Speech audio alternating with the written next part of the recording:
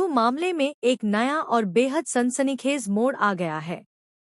इस मामले के एक आरोपी रोहित तोमर की पत्नी ने पुरानी बस्ती थाना प्रभारी योगेश कश्यप पर हिरासत में पूछताछ के दौरान अपनी अस्मिता के साथ छेड़छाड़ का गंभीर आरोप लगाया है। महिला ने मीडिया के सामने आकर न्याय की गुहार लगाते हुए पुलिस अधिकारी पर तत्काल कड़ी कार्रवाई की मांग की है। रोहित तोमर की पत्नी ने प्रेस के सामने आकर कहा कि वह अब तक अत्यधिक घबराई हुई थी, लेकिन समाज के लोगों का साथ मिलने के बाद उन्हें हिम्मत मिली है। उन्होंने सीधे तौर पर पुरानी बस्ती थाना प्रभारी योगेश कश्यप पर आरोप लगाते हुए कहा कि जब मुझे थाना प्रभारी गिरफ्तार करके ले गए, उसके बाद पूछताछ के बहाने उन्होंने पूरे स्टाफ को बाहर करके मेरी अस्मिता के साथ छेड़खानी की। महिला ने अपनी आपबीती बताते हुए कहा कि उन्हें बहुत गलत तरीके से कई जगह टच किया गया। उन्होंने आगे सरकार और उच्च अधिकारियों से गुहार लगाते हुए कहा कि मैं सरकार से गुहार लगाती हूं कि इस तरह के पुलिस अधिकारियों के ऊपर तुरंत कार्यवाही की जानी चाहिए और मुझे न्याय दिलाएं। दूसरे आरोपी वीरेंद्र तोमर की पत्नी शुभ्रा सिंह तोमर ने भी पुलिस कार्रवाई के तरीके पर गंभीर सवाल खड़े किए हैं। शुभ्रा सिंह तोमर ने कहा कि सरकार बताए कि किस जगह लिखा है कि किसी आरोपी को गिरफ्तार करके उसका जुलूस निकाला जाता है। उन्होंने अपनी पीड़ा व्यक्त करते हुए पुलिस के रवैये पर सवाल उठाया कि आरोपी की पत्नी से पूछताछ के लिए थाने बुलाने पर पुरुष पुलिस अधिकारी द्वारा मारपीट क्यों की जाती है। तोमर बंधुओं के खिलाफ चल रहे मामले में सामने आए इन गंभीर आरोपों ने छत्तीसगढ़ पुलिस पर सवाल खड़े कर दिए हैं। अब देखना है इस मामले में सरकार क्या रुख अपनाती है। आइए सुनते हैं रोहित और वीरेंद्र तोमर की पत्नी ने क्या कुछ कहा। उस समय जब मुझे थाने लेके गए तब महिला कांस्टेबल मेरे साथ कावेरी करके थी एक, और एक योगिता मिश्रा करके थी। मुझे थाने लेके गए, पहले तो मेरे साथ वहाँ बहुत मारपीट की गई, मतलब योगेश कश्यप को टीआई होकर के, जबकि ये कहीं का प्रावधान नहीं कि आप एक महिला को जेंट्स पुलिस जो है हाथ भी लगाए। उसने मेरे साथ मारपीट करी। योगेश कश्यप ने खुद मेरे पैर पे मेरा बीपी लो हो गया था, मैं वहाँ बेहोश हो गई थी। मेरे को 100 से ज़्यादा मेरे सिग्नेचर करवाए गए ब्लैंक पेपर पे। मेरे साथ अश्लील हरकत की गई। मेरे फ़ोन की मेरा पर्सनल फ़ोन योगेश कश्यप ने जब्ती बनाया था 3 जून को। मेरी गिरफ्तारी करी 15 जुलाई को। आप मेरे फ़ोन का लोकेशन निकलवाएंगी तो आपको पता चल जाएगा। और उसमें मेरे कुछ पर्सनल फ़ोटोग्राफ्स, कुछ वीडियोस थी, तो वहाँ थाने में वो सबको दिखा रहा था कि ये मेरे फ़ोन में जो भी मेरी फ़ोटोज़ वीडियोस थी उसको वायरल करने की धमकी वो लगातार हमको भिजवा रहा था। इस बीच में मुझे कस्टडी में लेने के पहले, और मेरे साथ बहुत बदतमीज़ी किया है वो वहाँ थाने में ले जा करके। जब मुझे 3 घंटे वो कस्टडी में रखा है तो मतलब मैं बताने में भी मुझे थोड़ी सी ये झिझक हो रही कि उसने जो मेरे साथ हरकतें करी है वो एक पुलिस वाले हमारी रक्षा के लिए होते हैं। अगर मेरा कोई था तो मेरे ऊपर एफआईआर करते और मुझे जेल भेजते, ये उनका था। मेरे साथ बदतमीज़ी करना, मेरे साथ छेड़छाड़ करना और मेरे साथ ज़ोर ज़बरदस्ती करना, ये उनका कोई अधिकार नहीं है। मुझे पहले तो थाने में जब लेके गए तो टीआई ने मेरे साथ बदतमीज़ी करे, यहाँ हाथ लगाना, वहाँ हाथ लगाना, मेरे कमर में हाथ लगाना अकेले में, जबकि वहाँ पे कोई भी नहीं था। सबको बाहर निकाल दिया इसने, पूछताछ करनी है बोल करके। और मेरे साथ बहुत हद से ज़्यादा बदतमीज़ी करी। मेरे शोल्डर पे हाथ लगाया, मेरे कमर पे, मतलब मैं बता नहीं सकती कि एक तरीके से पुलिस रक्षक होती है ना कि भक्षक होती है। और ये जो योगेश कश्यप है इसने यही काम किया है मेरे साथ। आपके कमर में भी दांत के निशान कुछ पाए गए हैं, डॉक्टर ने उसके बारे में? नहीं, डॉक्टर ने कुछ भी नहीं किया। मैंने बताने की कोशिश करी एम्स में ले जाके कि आप मेरा अच्छे से मुलायजा करवाइए, बॉडी अच्छे से बॉडी चेकअप करवाइए करके, लेकिन जो लेडीज़ कांस्टेबल थी उसने जाके मना कर दिया। तो डॉक्टर ने भी कोई कोऑपरेट नहीं किया। एम्स हॉस्पिटल के डॉक्टर की मैं बात कर रही हूँ, शाम को मेरे को लेके गए थे एम्स हॉस्पिटल में, तो डॉक्टर ने भी साफ साफ मना कर दिया था, जबकि मैंने उनसे रिक्वेस्ट भी करी थी कि सर मेरा मुलायजा अच्छे से करवाइए एक बार आप करके, लेकिन डॉक्टर ने भी मेरी नहीं सुनी थी। अगले दिन जब कावेरी जो थी लेडीज़ कांस्टेबल जब मुझे जेल लेके गई तो 2-3 घंटे हमें वहाँ पे इंतज़ार करना पड़ा था।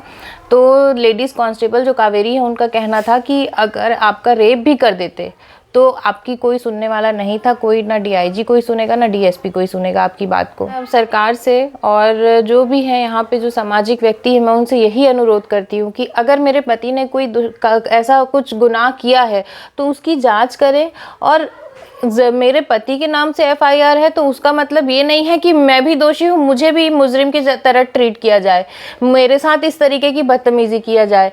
और प्लीज़ मेरे साथ न्याय कीजिए। जो मेरे साथ हरकतें हुई हैं, जो भी मेरे साथ हुआ है, उसका आप सभी मेरे लिए, आप मेरे सपोर्ट में आइए, और जो मेरे साथ गलत हुआ है उस चीज़ के लिए मैं न्याय मांग रही हूँ। बाकी तो जो जिसने किया है उसका फैसला कोर्ट करने के लिए बैठी है। काफ़ी पहले मैं मतलब पुलिस ने जो मेरे साथ हरकत वहाँ पे करी कस्टडी में, मेरे हाथ में पिस्टल रखवा के मेरे फिंगरप्रिंट्स, उसमें मुझे इतना डराया गया वहाँ पे।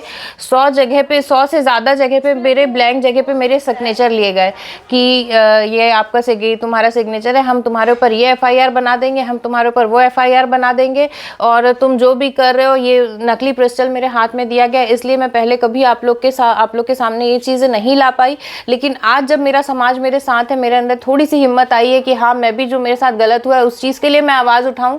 और जो चीज़ें मेरे साथ गलत हुई है, तो आप सबसे हाथ जोड़ के रिक्वेस्ट है कि प्लीज़ मेरा साथ दीजिए। मेरे भाई जो मेरे बड़े हैं, मुझसे बड़े भाई हैं, मेरे बहनें हैं, मेरी माताएं हैं, मेरा पूरा समाज है, और जो समाज के मेरे जो दूसरे समाज के लोग भी हैं। आपके घर में भी बहू बेटी हैं, तो प्लीज़ आप अपनी बहू बेटियों की जगह पे मुझे रख के देखिए, और मेरे साथ आप लोग आइए और मेरे लिए न्याय करवाइए। मैं यही बताना चाहूँगी पूरे समाज को कि कितने बड़े अपराधी इस समाज में अभी तक पाए गए हैं, जिन्होंने बहुत बड़े बड़े अपराध किए हैं और वो सिद्ध भी हो चुका है। तो उनका मुंह ढक के उनको अंदर जेल में ले जाया जाता है। उनकी पेशी होती है तो बाकायदा उनको ऐसे लेके आया जाता है। तो मैं बोल रही हूँ, मेरा पति इतना बड़ा क्या अपराध किया था जो उसका जुलूस निकाला गया? बस मुझे यही जानना है, जुलूस क्यों निकाला गया? ये किस संविधान में लिखा है? कहाँ का राइट है? ये मुझे जानना है इस चीज़ को। मैं उसी की मांग कर रही हूँ, न्याय होना चाहिए। जो एफआईआर हुआ है उसकी जांच हो, और फिर जिसके तहत मेरे पति के साथ जो साजिश करके ये किया गया, उसकी जो एक सामाजिक प्रतिष्ठा थी उसको ख़राब करने के लिए, उसकी छवि को, तो इसका जो है, इसके लिए तो मैं गुहार लगाऊंगी, मुझे इसका न्याय चाहिए। बहुत गलत हुआ है मेरे पति के साथ, मैं कतई बर्दाश्त नहीं करूंगी इस चीज़ को। अगर आ रहे हैं तो ठीक है, वो थाने जा रहे हैं, थाने से मैटर जा रहा है, जाएगा कोर्ट में, और कोर्ट उसका निर्णय करेगी।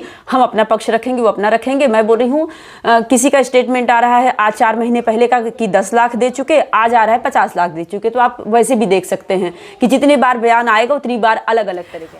अगर कोई गलती किया है, मैं बोल रही हूँ, कोई भी 100% आज के समय में एक व्यक्ति आ जाए कि वो एकदम 100% सही है, कोई भी नेता हो, वो किसी भी पद में बैठा हो, वो क्या उसके अंदर कमी नहीं है? कमी सबके अंदर है। तो उस कमी का जो निर्णय है वो समय आने पे हो जाएगा ना।